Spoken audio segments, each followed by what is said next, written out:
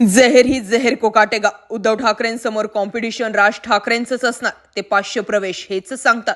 Shinde Bhajap pro लेव्हलचं राजकारण घडवून आणणार. तुम्हीच पहा ना येत्या काळातील राज ठाकरेंचे स्टेटमेंट. भाऊ भावाच्या विरोधात असेल तर विजय जड जातो म्हणून राज ठाकरेंना ऍक्टिव्ह केलं गेलंय. त्या 500 जणांचा प्रवेश नॉर्मल विषय नाही.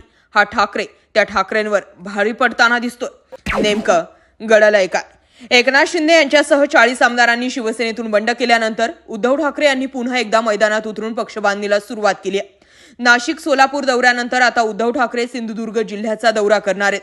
मात्र या दौऱ्याआधीच ठाकरे गटाला मोठं खिंडार पडण्याची शक्यता. ठाकरे गटाचे कार्यकर्ते मनसेत प्रवेश करणार असल्याची माहिती मिळते.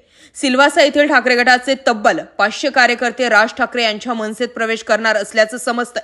या सगळ्या घडामोडी जर बघितल्या तर एकंदरीत उद्धव ठाकरे सिंधुदुर्ग जिल्ह्याचा दौरा करणार आहेत आणि त्याआधीच उद्धव ठाकरेंना राज ठाकरेकडून मिळालेला हा पहिला धक्का मानला जातो. सध्या लोकसभा आणि विधानसभा निवडणुकांच्या पार्श्वभूमीवरती राज ठाकरे हे मोठ्या प्रमाणावर ऍक्टिव्ह झाले. सध्याच्या घडीला राज ठाकरेंचे स्टेटमेंट बघितलं तर यावेळच्या निवडणुकांमध्ये राज ठाकरे हे भाजप आणि एकनाथ शिंदे यांची साईड घेताना दिसतील. लावरे तो व्हिडिओ याचा करिश्मा कमीच दिसेल. विरोधकांवरतीच टीका जास्त दिसतील ना की सत्ताधाऱ्यांवरती. आणि त्यामुळे एकनाथ शिंदे हे उद्धव ठाकरेंविरोधात राज ठाकरे यांनाच ऍक्टिव्ह करतील असंच दिसतंय. एकंदरीत काय तर शरद पवार म्हणजे राष्ट्रवादी काँग्रेसला ज्यावेळी युती करण्याची वेळ आली त्यावेळी मनसेला न निवडता शिवसेनेला म्हणजे उद्धव ठाकरेंच्या शिवसेनेला 2019 साली शरद पवारांनी निवडलं. हा राग आजही राज ठाकरे यांच्या मनात आहे. त्यामुळे आता 2024च्या निवडणुकांच्या पार्श्वभूमीवरती उद्धव ठाकरे आणि शरद पवार दोघांनाही धडा शिकवण्यासाठी राज ठाकरे हे सत्ताधाऱ्यांकडून ऍक्टिव्ह होतील असं एकंदरीत दिसून येतंय. मनसेला जर एकनाथ शिंदे आणि भाजपाने आपल्या युतीमध्ये सामावून घेतलं तर मात्र वेगळाच करिश्मा दिसून येईल. एकंदरीत काय तर भाऊच्या विरोधामध्ये मैदानात दिसून येईल. राज ठाकरेंना ऍक्टिव्ह करण्यामागचे अनेक कारणं दिसून येतात. याआधी कधीही न बोललेल्या शर्मिला ठाकरे आज उद्धव ठाकरेंवरती बोलतायत आणि कडवट अशी टीका करतायत. यावरूनच स्पष्ट दिसतंय की आता राज ठाकरे हेच उद्धव ठाकरे यांच्या विरोधात मैदानात उतरतील. सध्याच्या घडीला एकनाथ शिंदे यांच्याकडे पक्ष चिन्ह आणि आमदार खासदार असताना सुद्धा अजूनही जितके निवडणुकांचे सर्व्हे लागतायत त्या सर्व्हेमध्ये महाविकास आघाडीच भारी पडते.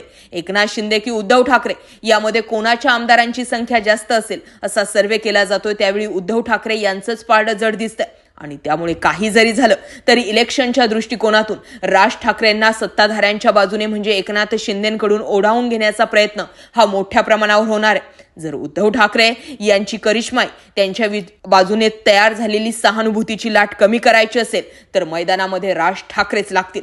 आणि त्यामुळे उद्धव ठाकरे विरुद्ध राज ठाकरे असंच काहीसं कॉम्पिटिशन तयार करून भाजपा आणि एकनाथ शिंदे प्रो लेव्हलचं राजकारण करतील असंही एकंदरीत दिसून येत आहे. आता हे झालेले 500 प्रवेश हेच सांगतायत की उद्धव ठाकरेंसाठी प्रत्येक रात्र वैराची ते दौरे करत असताना त्यांना पक्ष संघटन मजबूत करण्याची गरज आहे ना की पक्ष तुटू देण्याची. त्यामुळे सध्याच्या घडीला एकच दिसतंय की एकनाथ शिंदे, देवेंद्र फडणवीस आणि अजित पवार यांचं गणित फिक्स आहे की लोकसभा आणि विधानसभेसाठी काही जरी झालं तरी उद्धव ठाकरेंसमोर राज ठाकरेंनाच उभं करायचं.